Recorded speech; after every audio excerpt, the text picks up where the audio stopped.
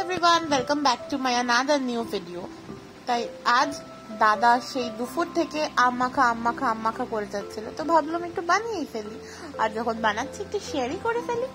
So আমগুলোকে ছোট্ট করে কেটে ওতে একটু লঙ্কার গুঁড়ো, নুন দিয়ে ভালো করে মিক্স করে নিতে হবে। আর যত ছোট পাতলা করে আমগুলো কাটা যায় ততই ভালো, মানে টেস্টটা একটু বাড়ে আর কি।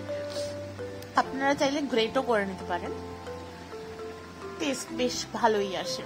তো এরপরে দিয়ে দিলাম লঙ্কা থেতো করে, কারণ আমরা সবাই, আমার বাড়ির সবাই খুব ঝাল খেতে পছন্দ করে, তাই জন্য একটু বেশি করে লঙ্কা দিলাম। আর আমার বাবার প্রিয় জিনিস হচ্ছে টক, কিন্তু সে একটু লঙ্কা কমই খায়, তাই লঙ্কা কুচি দিয়ে দিলাম। তারপর একটু ভাজা মশলা একদম অল্প দিয়েছি, একদম অল্প, বেশি দিইনি।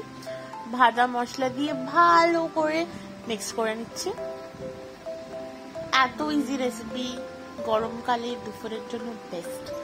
1 মিনিটও লাগবে না, জাস্ট আম কাটতে যতক্ষণ লাগবে। আর যা মশলাপাতি সবই ঘরের অ্যাভেলেবেল থাকে, তো এমন কিছু হাইফাই জিনিসপত্র দিয়ে বানানো হচ্ছে না। আর একটা জিনিস যেটা হচ্ছে মাস্ট, এইটা ছাড়া ওই ফ্লেভারটাই আসবে না আসলে। ওইটা হচ্ছে এই যে কাসুন্দির যে একটা টেস্ট, আম মাখার পুরো টেস্ট, যে ফ্লেভারটা এই কাসুন্দিটা মানে অন্যরকম ভাবে এটা প্রেজেন্ট করে। মানে আমার ভয়েস ওভার দিতেই জিভে জল চলে আসছে। উফ, ব্যাস হয়ে গেছে, আর কিছুই দেওয়ার নেই। এত সিম্পল 1 মিনিটের রেসিপি।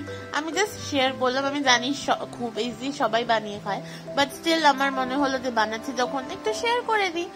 সো আপনারাও বানিয়ে খান, আর নিশ্চয়ই আমাকে কমেন্ট করে জানাতে ভুলবেন না। টাটা।